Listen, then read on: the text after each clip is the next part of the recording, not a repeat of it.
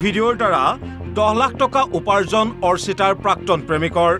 ওপৰত এটা web page create কৰি পৰ্নোগ্ৰাফিক কন্টেন্ট ভিউ কৰাৰ কাৰণে লিংক এটা তাত দিলে তাত এটা সাবস্ক্ৰিপচনৰ সিস্টেম আছিল সেইটো সাবস্ক্ৰিপচনৰ পৰা তেওঁ এতিয়া টকা পালে so as the crime continue he earn কৰাৰ আৰম্ভ কৰিলে আৰু হি এতিয়ালৈকে অলমোষ্ট 10 লাখ মান এটা পালে গোটেইখিনি প্ৰচেছৰ মানসিক নিৰ্যাতনৰ উদ্দেশ্যেৰে ব্যৱহাৰ কৰিছিল প্ৰাক্তন প্ৰেমিকাৰ ফটো যেটো আমি এতিয়ালৈকে তেওঁ ইন্টাৰোগেশন কৰা গম পালো he was only trying to do an harassment based on personal reasons তেওঁলোকৰ কিবা পাষ্ট আছে হেতু ওপৰত ডিপেন্ড কৰি হি হাৰাসমেন্ট কৰি পোহৰলৈ আহিছে টেক্সজুৰি খলকনি তোলা অৰ্চিতা কাণ্ডৰ ভয়ংকৰ তথ্য কিন্তু কেনেকৈ ধৰা পৰিল প্ৰাক্তন প্ৰেমিক প্ৰীতম বৰা এইজনে প্ৰীতম বৰা আৰক্ষীয়ে সদৰি কৰা অনুসৰি প্ৰীতম বৰা মেকানিকেল ইঞ্জিনিয়াৰ এসময়ত অৰ্চিতা ফুকন নামৰ যুৱতীৰ সৈতে একেলগে পঢ়িছিল প্ৰীতমে পিছৰ পৰ্যায়ত অৰ্চিতাৰ প্ৰেমৰ পৰা প্ৰত্যাখ্যিত হৈছিল প্ৰীতম এসময়ৰ মেধাৱী ছাত্ৰী অৰ্চিতা ফুকন এতিয়া সম্ভ্ৰান্ত ঘৰৰ বুৱাৰী কিন্তু প্ৰেম প্ৰত্যাখ্যিত প্ৰীতম বৰাই পুতক তোলাৰ বাবে ৰচিছিল ভয়ংকৰ কু অভিসন্ধি অৰ্চিতা ফুকনৰ নাম লৈ খুলিছিল এটা ইনষ্টাগ্ৰাম একাউণ্ট এয়াৰ দ্বাৰা অৰ্চিতাৰ মুখমণ্ডল অন্য সুন্দৰী যুৱতীৰ শৰীৰৰ সৈতে সংযোগ কৰিছিল আনকি আমেৰিকাৰ নীলাছবিৰ নায়িকা কেন্দ্ৰা লাষ্টক সাক্ষাৎ কৰা বুলি ইনষ্টাগ্ৰামত ফটো আপলোড কৰিছিল তাৰ পিছতেই দেশজুৰি খলকনিৰ সৃষ্টি হৈছিল অসমীয়া যুৱতীয়ে নীলাছবি জগতত প্ৰৱেশ কৰা বুলি প্ৰচাৰ হৈছিল চৌদিশে আনকি ইণ্টাৰনেটত বেবিডল আৰচিৰ ভিডিঅ' বিচাৰি হাবাথুৰি খাইছিল একাংশই এই কাণ্ড দেখি মানসিকভাৱে ভাগি পৰি জীয়াই থকাৰ প্ৰেৰণা হেৰুৱাই পেলাইছিল ডিব্ৰুগড়ৰ বুৱাৰী অৰ্চিতাই ভগ্নীক ন্যায় দিয়াৰ উদ্দেশ্যেৰে ডিব্ৰুগড় থানাত এজাহাৰ দাখিল কৰে অৰ্চিতা ফুকনৰ ভাতৃয়ে তাৰ পিছতে পোহৰলৈ আহে অৰ্চিতা ফুকন কাণ্ডৰ আঁৰৰ ৰহস্য আৰক্ষীয়ে অনুসন্ধান চলাই তিনিচুকীয়াৰ এটা ভাড়াঘৰৰ পৰা গ্ৰেপ্তাৰ কৰে প্ৰীতম বৰাক কিন্তু এয়া কেনেকৈ সম্ভৱ কৰিলে আৰক্ষীয়ে 294 351 subsection 2 336 subsection 4 and 356 subsection 2 of BNS এই কেছ ৰেজিষ্টাৰ কৰাৰ পিছত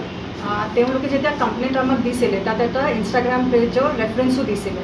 এই পেজৰ ৰেফাৰেন্স আমি যেতিয়া ক্ৰেডেনশিয়েলটো বিচাৰিলোঁ যে যেতিয়া এই পেজটো ক্ৰিয়েট কৰা হৈছে সেই সময়ত কি ক্ৰেডেনশিয়েল আৰু ইনফৰমেশ্যন দিয়া গৈছিলে ইনষ্টাগ্ৰামক পেজ ক্ৰিয়েট কৰিবলৈ তাত আমি এটা কণ্টেক্ট নম্বৰ পালোঁ সেই কণ্টেক্ট নম্বৰ আমি যেতিয়া ট্ৰেছ কৰিছিলোঁ আমি যিজন আকিউজডক এতিয়া আৰেষ্ট কৰিছোঁ এইজনৰ আইডেণ্টিটিটো ট্ৰেছ হ'ল এইটো ইনফৰমেশ্যনৰ ওপৰত ডিপেণ্ড কৰি আমি ভিক্টিমৰ লগত ক্ৰছ চেক কৰিলোঁ যে এইজন নামৰ যিটো প্ৰতীম বৰা নামৰ আকিউজ এতিয়া আৰেষ্ট হৈছে তেওঁক চিনি পায় নেকি তেওঁ কনফাৰ্ম কৰিছে যে প্ৰতীম বৰা যিজন আকিউজ আৰু ভিক্টিমজনে একেলগে পঢ়া তেওঁৰ মানে তেনেকুৱা এটা পাষ্ট একুৱেণ্টেঞ্চ আছিলে তো সেইটোৰ ওপৰত ডিপেণ্ড কৰি আমাৰ অকল ছাছপিশ্যনে নহয় কনফাৰ্ম হ'ল যে এইজনে সেইবোৰ বস্তু কৰিছে সেইকাৰণে তেওঁক আৰেষ্ট কৰা হৈছে বাকি এতিয়া পৰৱৰ্তী ইনভেষ্টিগেশ্যন গোটেই আপোনালোকে বহুতো চিজ কৰিছে চিজাৰো আছে ইলেক্ট্ৰনিক সামগ্ৰী গতিকে এই তথ্যসমূহ কেনেধৰণে কি আপোনালোকে গোটেই তদন্ত প্ৰক্ৰিয়াত আপোনালোকে ভাবে যে আপোনাক সহায় কৰিব এতিয়া আমি যিবোৰ বস্তু চিজ কৰিছোঁ তাত এটা লেপটপ আছে দুটা মোবাইল ফোন আছে হাৰ্ড ডিস্ক আছে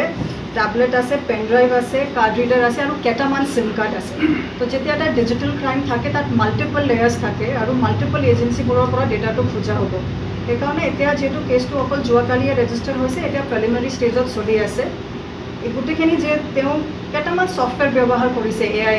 ছাপ'জ ডিজায়াৰ এটা আছে অ'পেন আৰ্ট আছে মিড জাৰ্নি আছে তেনেকুৱা কেইটামান এআই ভিডিঅ' আৰু ফটোগ্ৰাফ জেনেৰেট কৰাৰ কাৰণে ছফ্টৱেৰবোৰ থাকে তো এই গোটেইখিনি আমি ডেটাটো চিক কৰিম যে সি কি ক্ৰেডেনশিয়েলৰ এইবোৰ ক্ৰিয়েট কৰিছে ফেক প্ৰফাইল কিমানখিনি ক্ৰিয়েট কৰিছে জিমেইল আইডি কেইটামান ফেক ক্ৰিয়েট কৰিছে ইনষ্টাগ্ৰাম ৱেব পেজেছ আছে তেনেকুৱা বহুত ধৰণৰ ইনফৰমেশ্যন আছে আৰু গোটেইখিনি এজেঞ্চি যিবোৰ ইয়াত ইনভলভ আছে চবৰ পৰা ডেটা খোজা হ'ব বহু লোকে এইটোক আকৌ ফৰৱাৰ্ড কৰিছে বা তেওঁলোকে বেয়াকৈ কমেণ্ট কৰিছে গোটেই পষ্টবিলাকত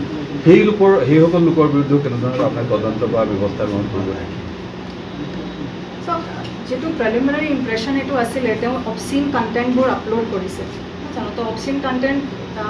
আমি যেতিয়া এটা বস্তু চাওঁ ইণ্টাৰনেটত আমি আগত সেইটো অকণমান চিন্তা কৰিব লাগে যে ইনফৰমেশ্যনটো অথেণ্টিক হয় নহয় আৰু যিবোৰ এআই জেনেৰেটেড ইমেজ আৰু ভিডিঅ' থাকে তাত দেখা যায় মানে যদি আমি ভালকৈ চাওঁ বা মেটিকুলাছলি চাওঁ সেইটো হিউমেন ফিগাৰ যিটো থাকে এআই জেনেৰেটেড তেওঁ দেখাটো আমি বুজি পাওঁ যে এইটো সঁচা নহয়, AI জেনেৰেটেড হ'ব পাৰে, কিন্তু আমি মানে ইমান চিন্তা নকৰোঁ। আমি ফটককৈ এটা কনক্লুজনত আহি যাওঁ যে যিটো ইনফৰ্মেশ্যন আমি পাই আছোঁ বা যিটো ফটো ভিডিঅ' চাৰ্কুলেট হৈ আছে গোটেইখিনি সঁচাই হ'ব। তো তেনেকুৱা মানুহবোৰ কমেণ্ট কৰিছে, আৰু এতিয়া যেতিয়া আমি তদন্ত কৰি যাম আমি চাম এইটো তেওঁৰ ওপৰত কি ধৰণৰ একশ্যনটো ল'ব লাগে। Ma'am, what is the reason behind it? কিয় কৰিছিলে এইটো? গোটেই বস্তুটো কিয় কৰি আছিলে? ইণ্টেনশ্যনেলি কৰিছিলে নে এইটো পইচাৰ কাৰণে কৰিছিলে নে গোটেই কথাটো কি? যিটো আমি এতিয়ালৈকে তেওঁ ইণ্টাৰগেশ্যন কৰা গম পালোঁ,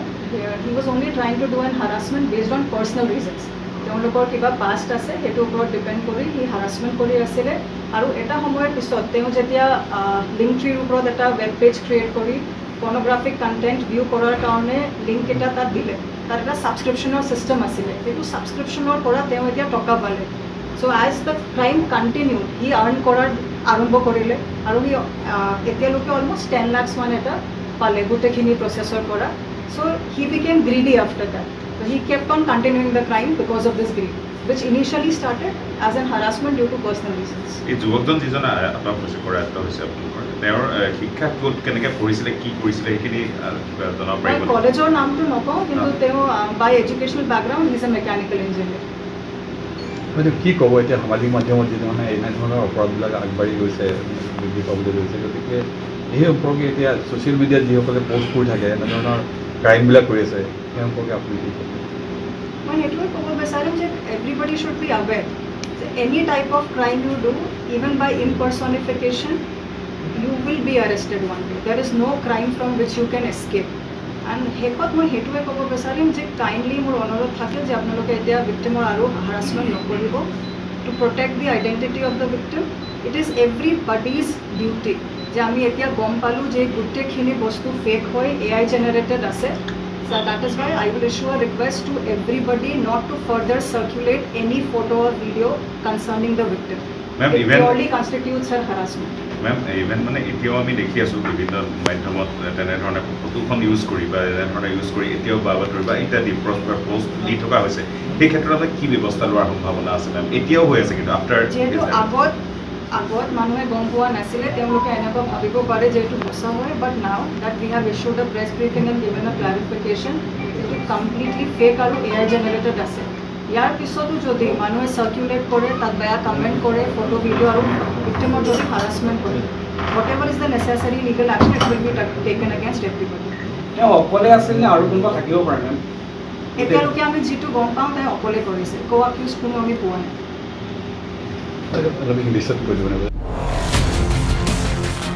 আৰক্ষীৰ অনুসন্ধানত হয়তো আৰু বহুত তথ্য পোহৰলৈ আহিব, কিন্তু এটা কথা স্পষ্ট হ'ল যে এয়াই বহন কৰিছে ভয়াৱহ ভৱিষ্যতৰ ইংগিত। যিকোনো মুহূৰ্তত আপুনিও বলি হ'ব পাৰে চাইবাৰ অপৰাধৰ। গতিকে সাৱধান হওক, সজাগ হওক সকলোৱে। ডিব্ৰুগড়ৰ পৰা হৰেণ সোণোৱালৰ ৰিপৰ্ট, অসম লাইভ 24।